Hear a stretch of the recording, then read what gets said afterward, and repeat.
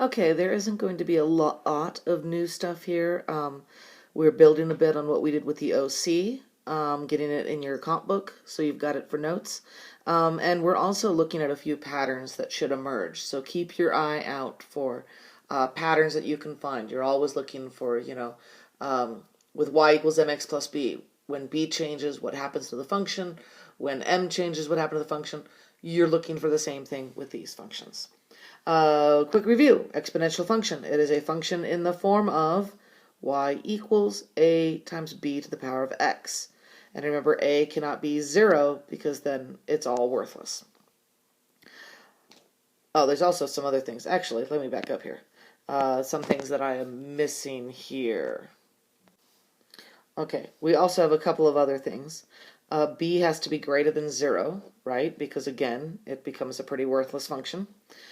And b cannot equal 1 because, again, we don't really have a function then, we just have a straight line. Well, it's a function, but it's not one that we're going to talk about at this level. It's not exponential function. All right, some ways that you might hear exponential functions like this referred to is you have exponential growth. We talk about that a lot. And compound interest. If you ever have the opportunity when you're investing your money, compound interest is the way to go because your money is going to grow exponentially. So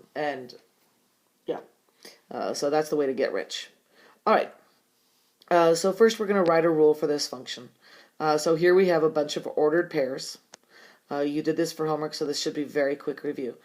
First we're going to tell whether the function is exponential. Well, are we multiplying by the same amount each time? Yes, the ratio is the same. They're all multiplied by 3 each time. Each time x goes up by 1, this is multiplied by 3. We're not adding the same. If we were adding, it would be an arithmetic sequence. But because we're multiplying, it is a geometric sequence. Okay, and it is an exponential function in the form of y equals ab to the power of x. And in this case, what is b?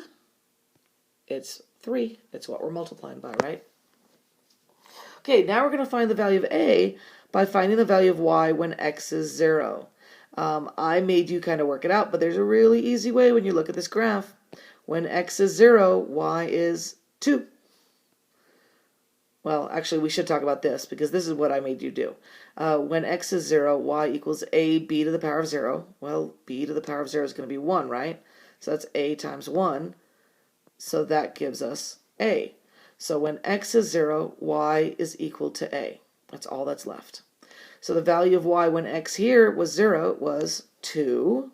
So a equals 2. And now we have everything we need to write the function rule. A rule for the function is y equals 2 times 3 to the power of x. Done. All right, go ahead and pause and try this one. Okay, well, you should have been able to see that b equals 4 because each time we are multiplying by 4. And a is negative 1 because when x is 0, y is negative 1. So that gives us negative 1. So there's our function, y equals negative 1 times 4 to the power of x. All right. Graph the function x equals 3 to the power of x and identify its domain and range. So first we're going to make a table.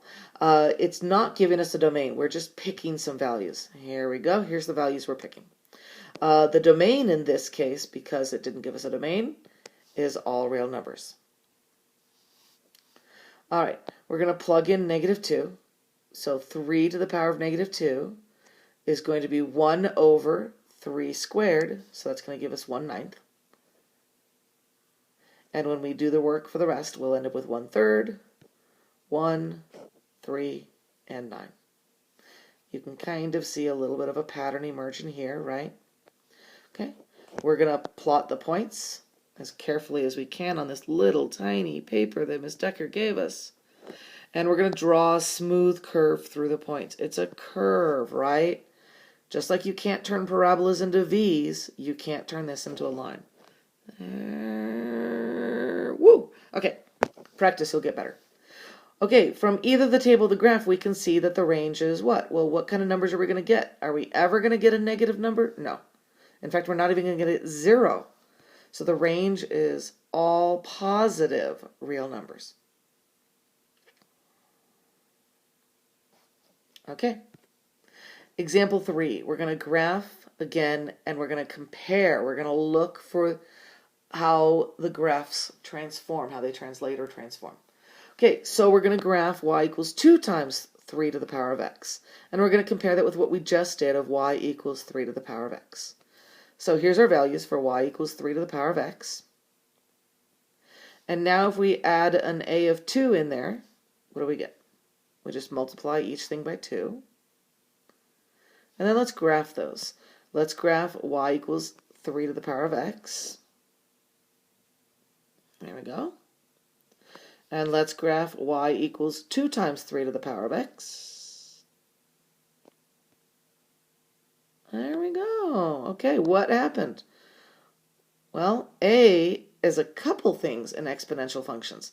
And in this case, a is also telling us whether or not we're stretching, and it'll tell us something else. Because the y values for y equals 2 times 3 to the power of x are 2 times, right? And we're doubling it. 2 times the corresponding y values for y equals 3 to the power of x. The graph of y equals 2 times 3 to the power of x is a vertical stretch of the graph of y equals 3 to the power of x. Sounds familiar, doesn't it? It should. Okay, now we're going to graph y equals negative 2 times 3 to the power of x. And we're going to compare the graph with y equals 3 to the power of x. So let's graph that first. Actually, let me go ahead and pause and do this on your own first and see what you discover. Okay, so first I'm going to graph y equals 3 to the power of x. We just did it, so we're doing it again. And now y equals negative 2 times 3 to the power of x. So I hope you made a table to see what happens. And you should have ended up with a graph that looked like that. Now, 2 things are happening because we added that a of negative 2. Or rather, we multiplied by that a of negative 2. We mirrored across the x-axis. We reflected across the x-axis. And we also had a vertical stretch. You can't quite tell with this. But if you look, it's taking longer to get down there, right? Or rather, it's going further down faster. So the graph is reflected across the x-axis and stretched vertically. Kind of like that rubber band, except it's a wonky rubber band now, right? It's only one curve. But if you look at it, it's going down faster than it was going up here.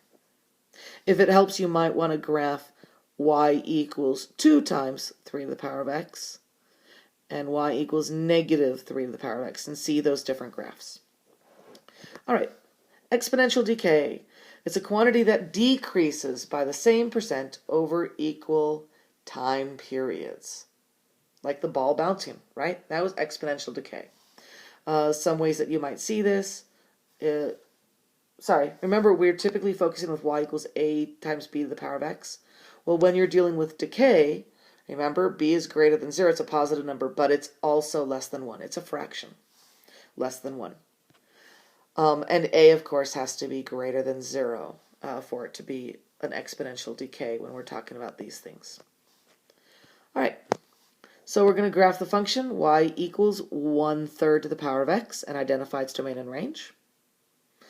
So first we're going to make a table of values. The domain really, though, even though we're making a table, the domain is all real numbers. And let's fill out this table. When x is negative 2, y is 9. When x is negative 1, y is 3. When x is 0, y is 1, and so forth. And if you don't see this, then plug it in, do the math. And then we're going to plot the points. Well, look at that decay. We're going down, right? I draw a smooth curve, and we can see that the range is all positive real numbers still. Okay, now we're going to graph 2 times 1/3 to the power of x, and we're going to compare that with what we just graphed. So first, let's fill the table in with what we just graphed. And now let's do the math. Well, all we have to do is double it, right? A is just doubling this. So we're just going to double each of those numbers. And you can probably already predict what's going to happen to the graph, but go ahead and graph those two. There's 1/3 to the power of x, and there's 2 times 1/3 to the power of x.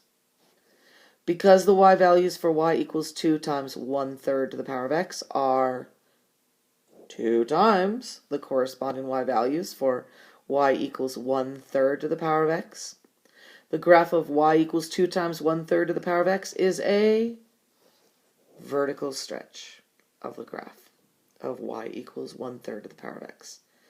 Sorry if I'm going through this quickly. Please pause and rewind. I've got a busy night, and so I'm rushing. All right, go ahead and pause and try this so you can compare these two graphs. When a is -2, what's going to happen? You can probably make a prediction before you even do it.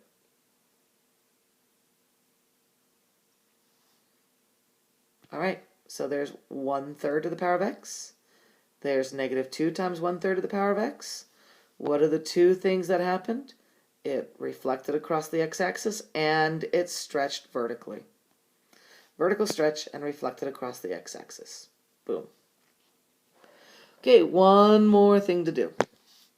We're going to classify and write rules for functions. So we're going to tell whether the graph represents exponential growth or exponential decay, and then we're going to write a rule for the function. Well, let's see, it's going down like that, so it's going to be exponential decay, right? Because b is greater than 0 but less than 1. And the y-intercept, oh, you didn't know that a would tell you this, did you? Well, we said a is when x is 0, so that's also the y-intercept. The y-intercept is 5, so a equals 5. Look at that. A tells you so much. It tells you the stretch and it tells you the intercept.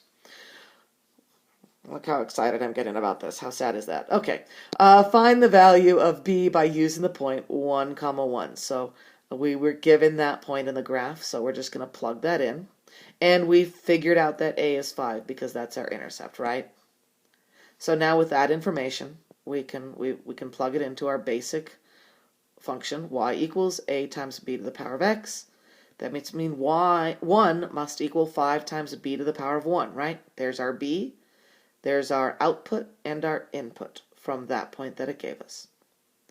And now we just need to do a little bit of math. 1 equals 5 times b to the power of 1. Well, b to the power of 1 is going to be b, so 1 equals 5 times b.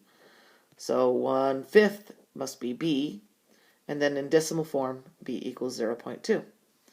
And now we can write the function. We've got our a, we've got our b. There's our function. All right, and you made it. And I will see you in class. Have a good day, evening, morning, whenever you're watching this. Have a good one.